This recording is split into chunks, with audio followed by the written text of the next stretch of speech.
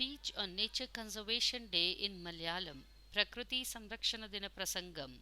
പൃഥ്വി നമ്മുടെ പിതാക്കളിൽ നിന്ന് കിട്ടിയതല്ല, ഇത് നമ്മുടെ കുട്ടികളിൽ നിന്ന് ഞങ്ങൾ കടം വാങ്ങിയതാണ്. പ്രധാനാധ്യാപകർക്കും അധ്യാപകർക്കും പ്രിയപ്പെട്ട സഹപാഠികൾക്കും നമസ്കാരം. ഇന്ന് നാം ഒത്തുചേരുന്നത് ജൂലൈ 28 ലോക പ്രകൃതി സംരക്ഷണ ദിനം ആചരിക്കാനാണ്. നമ്മുടെ ജീവിതത്തിന് ആവശ്യമായ ശുദ്ധമായ വായു, വെള്ളം, മണ്ണ് എന്നിവയുടെ ഉറവിടം പ്രകൃതിയാണ്. പക്ഷേ നമ്മളുടെ നിർഭാഗ്യകരമായ പ്രവൃത്തികൾ പ്രകൃതിയെ വല്ലാതെ ക്ഷയിപ്പിക്കുകയാണ്. പ്രകൃതി സംരക്ഷണം എന്താണ്? പ്രകൃതിയിലെ വിഭവങ്ങൾ ബുദ്ധിപൂർവം ഉപയോഗിച്ച് അതിന്റെ ബാലൻസ് നിലനിർത്തുക എന്നതാണ് പ്രകൃതി സംരക്ഷണം. അതിലൂടെ ഭാവിയിലേക്കുള്ള ജീവിതം സുരക്ഷിതമാക്കുകയാണ് ലക്ഷ്യം.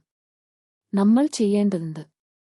ലൈറ്റും ഫാനും ഉപയോഗം കഴിഞ്ഞാൽ ഓഫാക്കുക. പ്ലാസ്റ്റിക് ഉപയോഗം കുറയ്ക്കുക. പുനരുപയോഗം, റീസൈക്ലിംഗ് ചെയ്യുക. മരം നടുക. പ്രകൃതിയെ സ്നേഹിക്കുക, അതിനൊപ്പം ജീവിക്കുക. പൃഥ്വി നമ്മുടെ സ്വന്തം വീടാണ്. അതിനെ സംരക്ഷിക്കുക നമ്മുടെ കടമയാണ്. നന്ദി. പ്രകൃതിയോട് നമസ്കാരം.